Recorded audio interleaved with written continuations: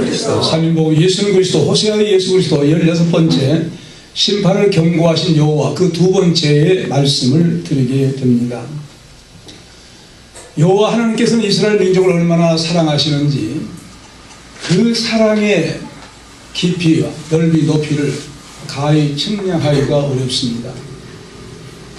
이제 특별히 그들을 사랑해 주셔서 호세아를 불러서 행동 예언을 하게 합니다.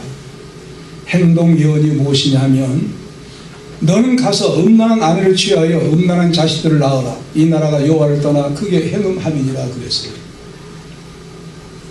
자, 여러분들의 자녀 가운데 총각이 혹 있습니까? 그 아들에게 하나님 말씀하신다는 거예요. 무슨 말씀이에요?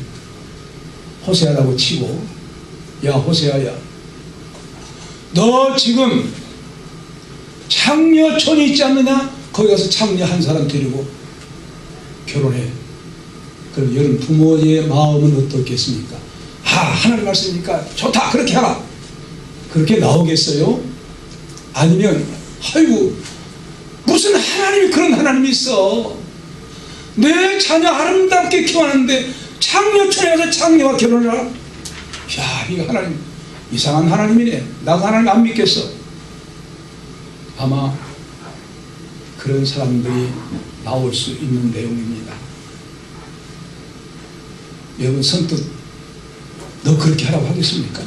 또 그런 청년이 있을까요? 없어요. 없어요.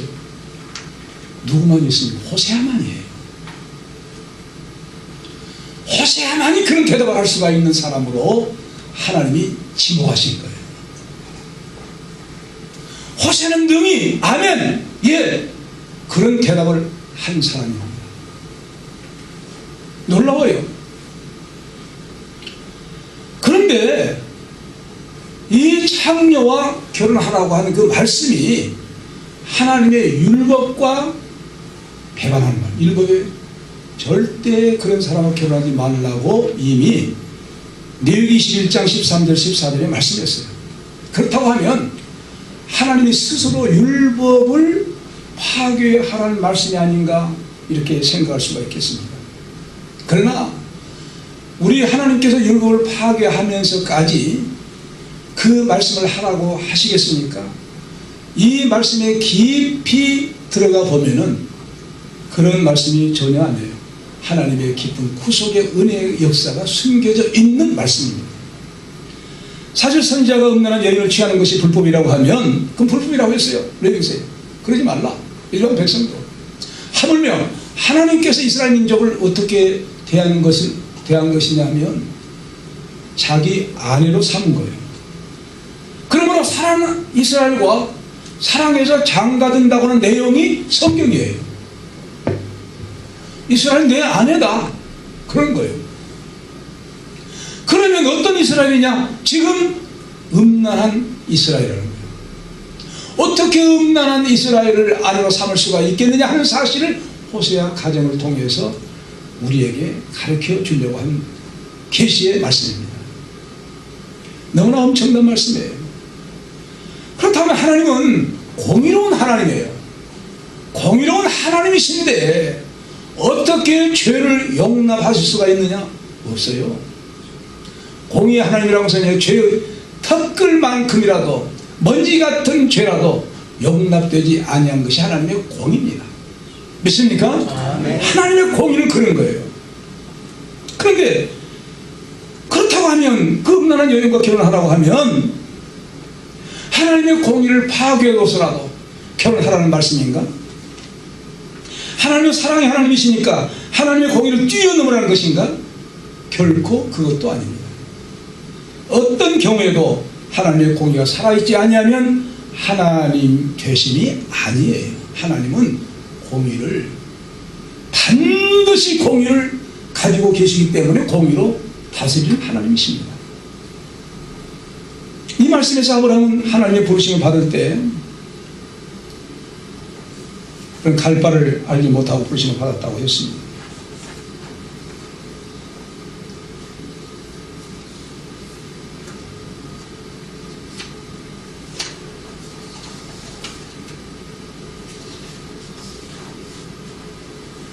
그런데 이 아브라함도 역시 하나님의 놀라운 은혜 속에 그가 부르심을 받았지만은 이 공의라고 할 때 사전에는 이런 말로 해석을 합니다. 공평하고 의로운 도의라는 거예요. 그런데 공평하고 의로운 도의가 무엇이냐고 묻는다고 하면 대답이 없어요. 과연 공평하고 의로운 도의가 무엇이냐? 사전에는 그것밖에 없는 거예요.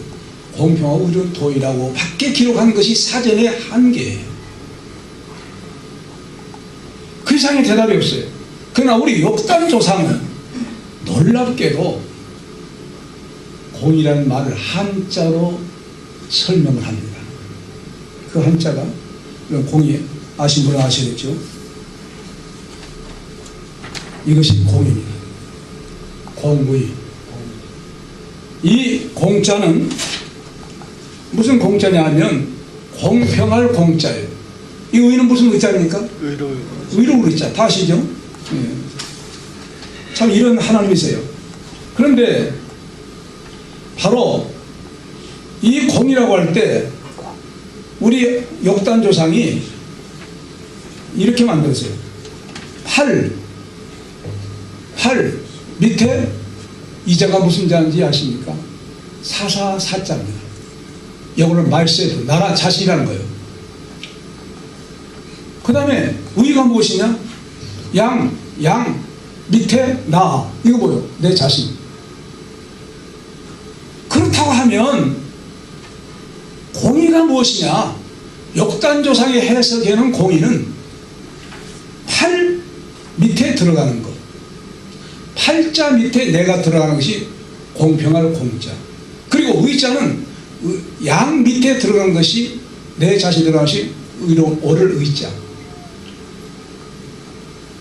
그러면 팔자는 무엇을 의미하는 것이냐?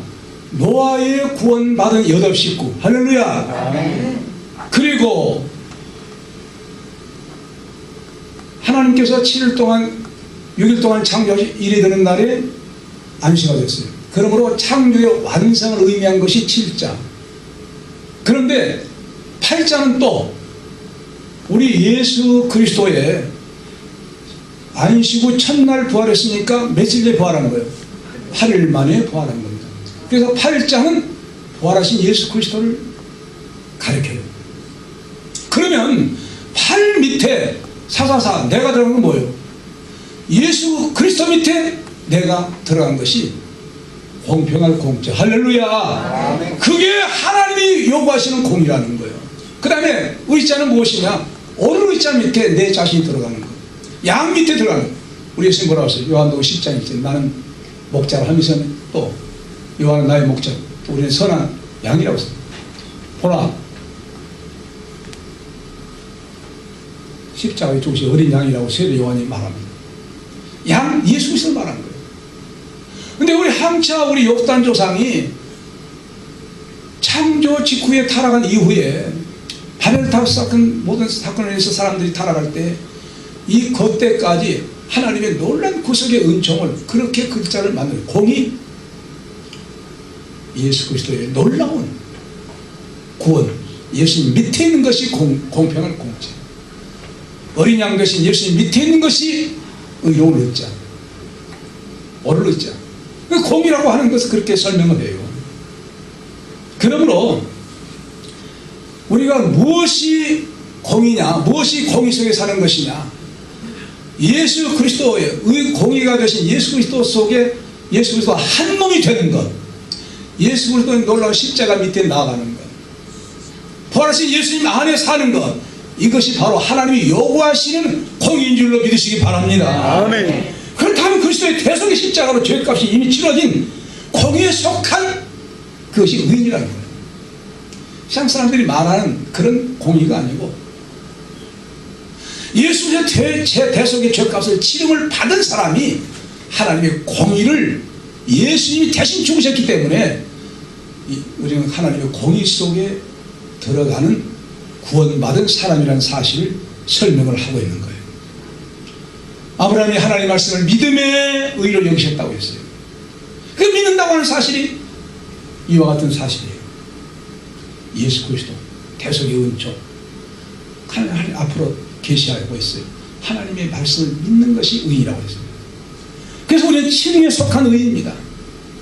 의인은 없나니 한 사람도 없다고 했으니까 세상에 아담 이후에 모든 존재하는 모든 사람들은 자기 스스로 죄가 없다는 사람이 하나도 없습니다. 만약 죄가 없다고 하면 안 죽어요. 근데 죽지 않아요. 죽는다면서 뭘 말하느냐? 아담의 원죄 속에 속해서 죄에 대한 유전성을 다 받았기 때문에. 그래서 로마서 5장 12절에 한 사람 말미암아 죄가 세상에 들어왔고 모든 사람이 죄를 범하였으니 하나님의 영광을 이루지 못한다고 했습니다. 다 죄인인 거예요. 그럼에도 불구하고 예수 그리스도, 놀라운 예수 그리스도의 대속의 은총을 믿고 그 안에 사는 사람을 의인이라고. 그래서 스스로 의인이라는 것이 아니라 의인이라 칭함을 받는 의인 되었다. 칭의 그렇습니다. 다 같이 따르시죠. 의인으로 칭함을 믿음으로 받은 칭의 속한 의인. 믿습니까? 칭의에 속한 의인이에요. 죄가 없는 사람 한 사람도 없어요. 예수를 믿음으로 그 십자가 보혈 안에 들어감으로 우리가 의인된, 예수님의 의를 우리에게 받아서 의를 힘입었기 때문에, 의의 옷을 입었기 때문에 죄를 사함받고 죄가 가려움받아서 우리로 하여금 의로운 사람이라고 일컬음을 받게 된 줄로 믿습니다.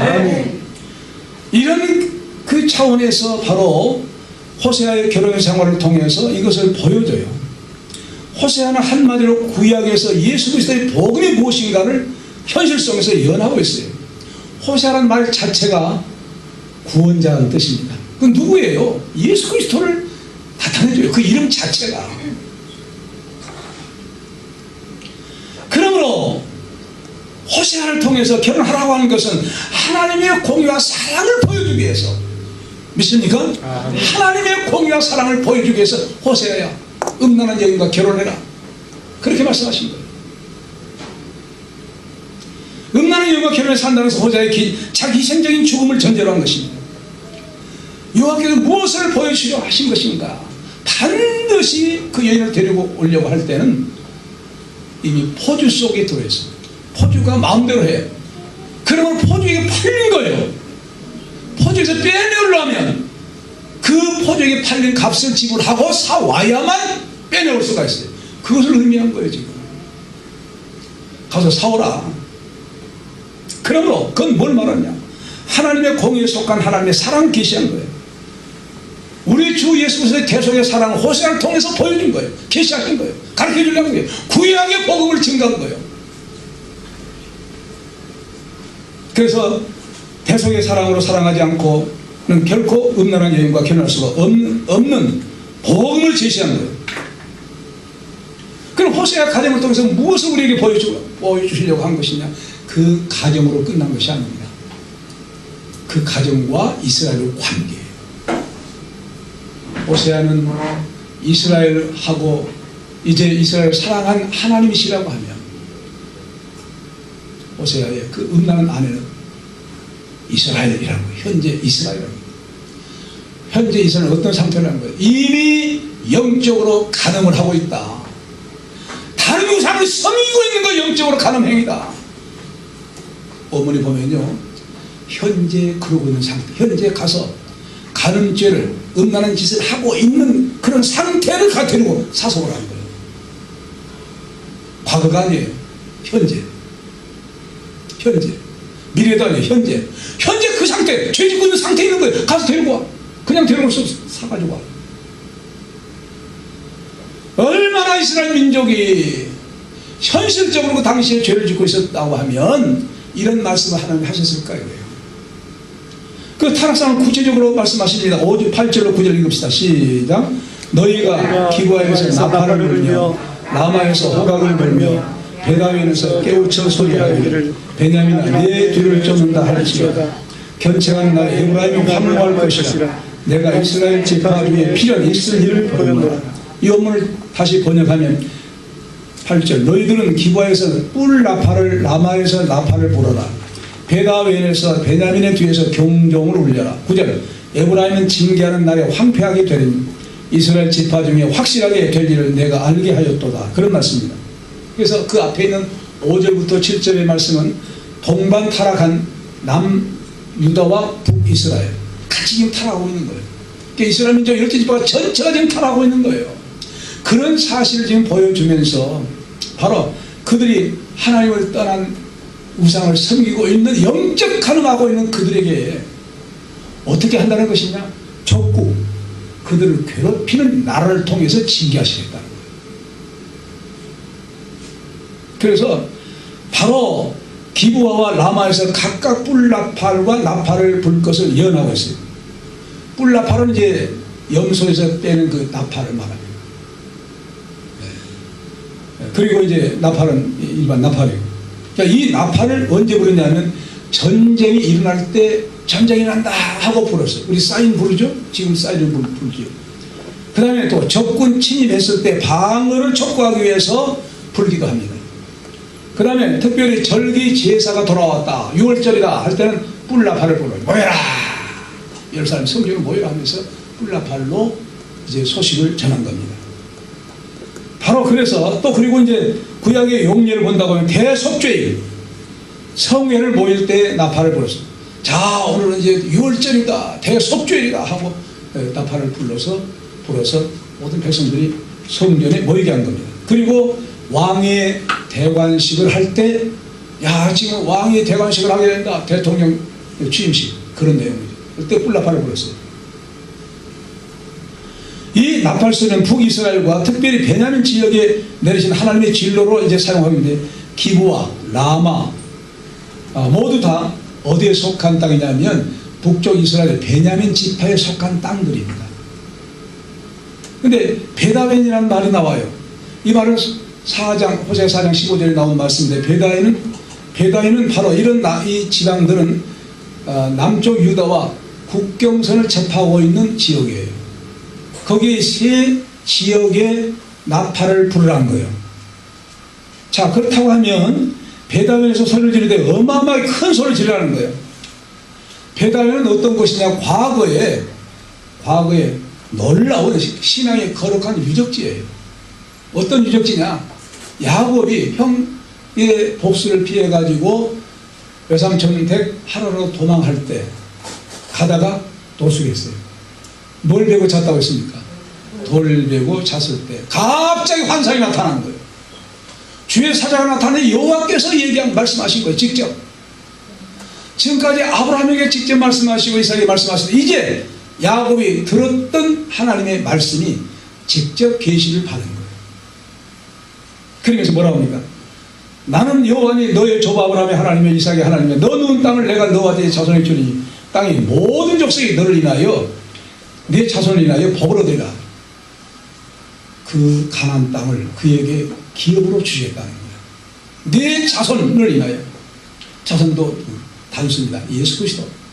내 자손을 인하여 예수 그리스도를 말미암아 놀라운 구원의 복을 받겠다고 하는 엄청난 계시를 받습니다. 너무 감사해가지고 돌을 베개하고 여기는 무슨 어떤 곳이다?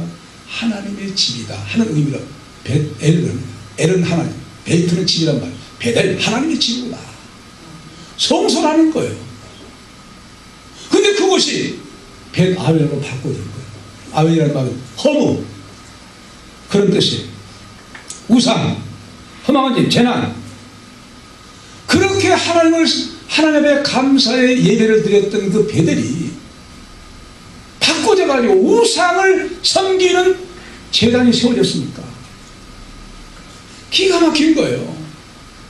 베델과 단에 우상이 세워졌어요. 그 다음에 베델이라고 하지 않는 거예요.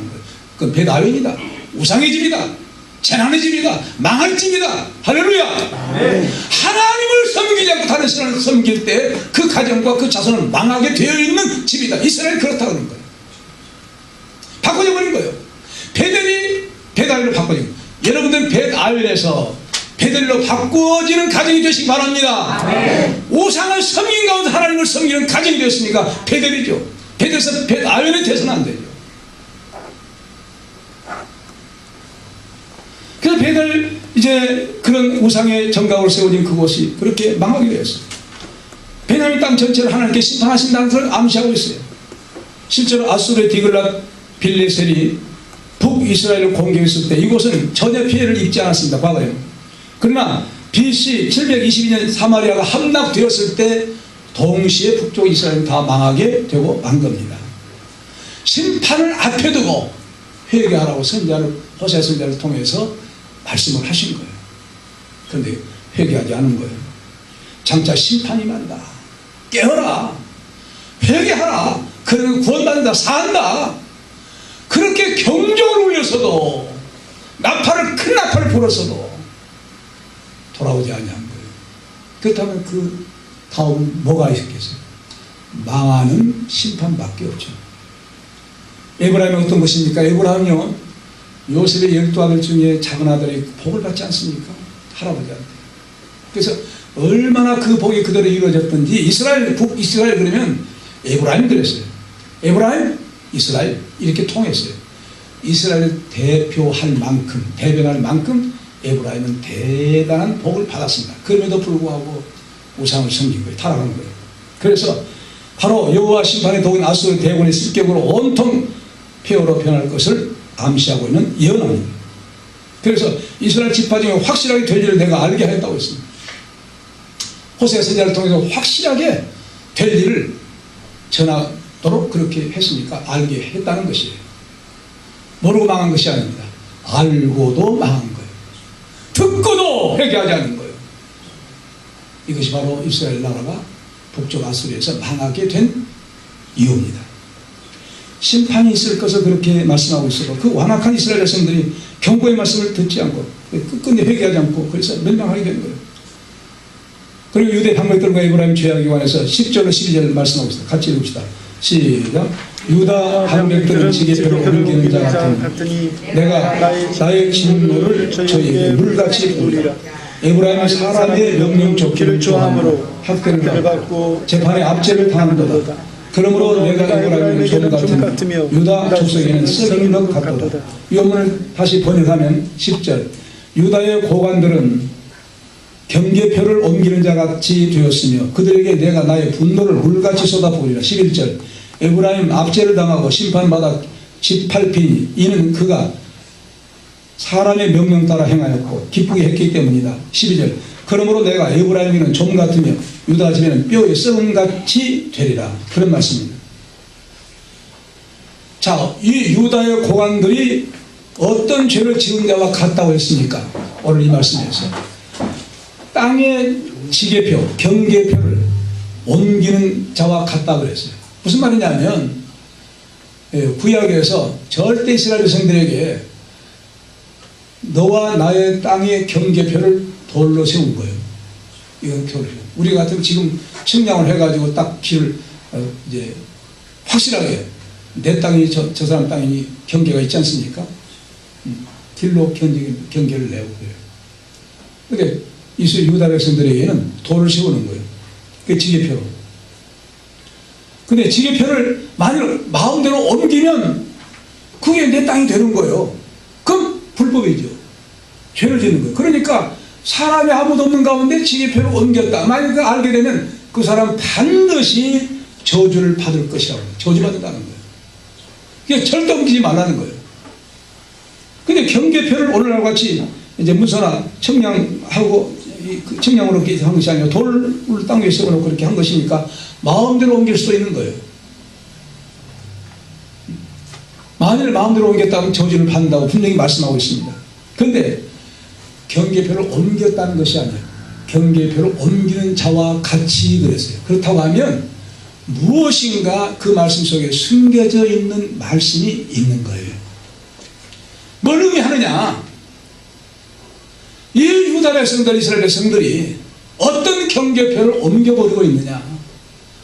하나님과 우상신을 구분하는 경계표, 세상과 하나님 나라를 의미하는 경계표, 죄를 짓는 일과 하나님 말씀대로 사는 일을 구분하는 경계표, 의인과 죄인 구분하는 경계표 없애버린 거예요.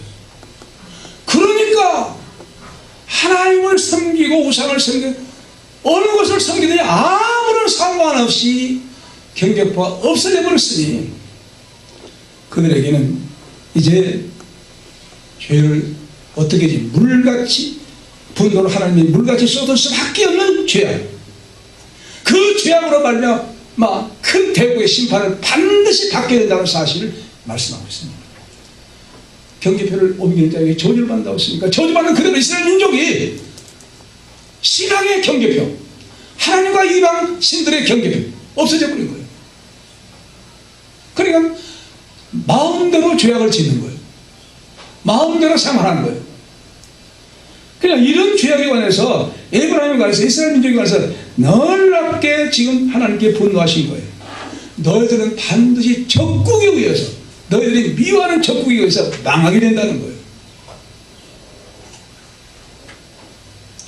우리는 하나님 말씀을 삼가 듣고 순종하면 들어가도 나가도 복을 받는다고 했어요. 만약 순종하지 않는다고 하면 신명기 28장에 뭐라고 합니까?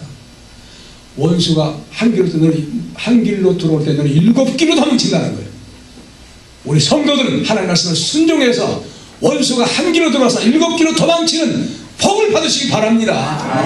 그런 복을 받아야지. 하나님이 지키시는 복을 받아야 하는데, 하나님이 너희들이 경계표 없어짐으로써 너희들 마음대로 죄를 지어 너희들이 가장 심한 적국에 의해서 멸망하게 된다는 사실을 말씀하십니다. 그래서 실질적으로 최종적으로 북쪽 이스라엘 아수르에 의해서 주전 722년에 폭삭 망하고 망합니다. 자, 그렇다면 에브라임과 유다에 대한 낸 심판 13절 14절 다시 말씀합니다. 읽읍시다. 13절 14절. 에브라임이 자기의 병을 깨달았고 유다가 자기의 상처를 깨달았고 에브라임 아수르로 가서 야렙 왕에게 사람을 보냈으나 저가 능히 너희를 고치지 못하였고 너희 상처를 낫게 하지 못하리라. 내가 에브라임에게는 사자는 사자 같고 유다 조상에는 젖은 사자 같으니 나고 내가 움켜갈지라 내가 탈취하여 갈지라도 건져낼 자가 없으리라. 아멘. 여기까지. 이 원문을 다시 번역하면 13절. 에브라임이 그의 병을 보고 유다가 그의 상처를 보고 에브라임 아수르에게로 가서 그가 야렙 왕에게 사람을 보냈으나 그가 너희를 고치지 못할 것이며 또한 너희들의 상처를 치료하지 못하리라. 14절. 왜냐하면 내가 에브라임에게는 사자 같고 유다 집에 젊은 사자 같으니 곧 내가 갈기갈기 찢어 갈 것이요 내가 탈취해 갈 것이니 아무도 건져낼 자가 없으리라. 이런 말씀입니다. 에브라임은 북쪽 이스라엘 대변한다고 했지요. 그들이 지금 유다나 에브라임이나 처해 있는 그 영적 상태가 어떤 사실을 지금 어떤 그 사실을 보여주고 있는데 그들은 이 영적인 쇠락, 영적인 타락의 세계를 보지 못하고 다만 뭐만 보고 있느냐? 정치적으로 지금 아수르에 의해서 그리고 바벨론에 의해서 항상 괴롭힘을 당하고 있다고 하는 것만 생각하는 거예요. 그러니까 어떻게 하면 좋겠느냐? 그 대국에 사람을 보내서 사정하면 되지 않겠냐? 뇌물을 보내가지고 우리의 침략하지 말라고 그렇게 하면 되지 않겠냐? 이런 생각만 하고 있다는 거예요. 이게 뭐예요? 정치적인 생각이에요. 현실을 그 이면에 영적인 놀라운 역사가 이루어지기 때문에 현실이 결과적으로 나타나는 건데 숨어있는 영적인 원인은 찾지 못하고 밖으로 나와 있는 결과만 보고 정치적으로만 해결하려고 하고 있는 그들에게 이 말씀을 하신 거예요. 그래서 너희들이 세상 권세만 의지하고 있어? 너희들이 병폐를 치료받기 위해서 정치적인 쇠락 그 현상만을 보고서 아수르 야렙 왕에게 사람을 보내서 고쳐달라고 뇌물을 주고 이것으로서 다 너희들이 말한 대로 너희들이 의미한 대로 될 줄로 생각하느냐? 천만의 말씀이다. 하나님이 너희를 어떻게 하고 있는 줄 아냐? 사자같이 나하고 내가 사자같이 으르렁거리고 있어. 너희들 망하도록 적국에서 망하도록 작정하고 있어. 그런 말씀입니다. 놀라운 무서운 말씀을 하신 거예요. 아수르는 결코 이스라엘 너희 돕지 못해. 실제적으로 히스기야 왕을 한 기도의 사람 아닙니까? 그럼에도 불구하고 쫓아와서 계속해서 괴롭혔어요. 대국들이 그랬어요. 하나님을 절대적으로 의지할 때만 하나님께서 역사해 주셨어요. 하나님을 기도하니까 18만 5천 명 하나님 사자들 와서 다 없애버렸잖아요. 그런 놀라운 역사가 있었음에도 불구하고 그들의 그 전통이 이어지지를 못한 거예요. 우상을 섬기고 만 거예요. 그래서 아수르가 이스라엘을 결코 도울 수 없는데 그들은 아수르가 도울 것으로 생각을 하는 거예요. 그런데 우리 하나님 뭐라고 합니까? 하나님의 사자로서 난 사자같이 있어요. 너희들을 움켜 삼키겠다는 거예요. 누구에 의해서? 적국에 의해서. 그래서 나 곧 내가라고 했어요. 얼마나 하나님이 자기 자신을 강조해서 나 곧 내가 하고 강조합니다. 반드시 남북왕국을 철저하게 파멸시키겠다는 거예요. 너희들이 의지한 아수르 그 나라에서 멸망해. 너희들이 의지하고 있는 바벨론 그 나라에서 망해.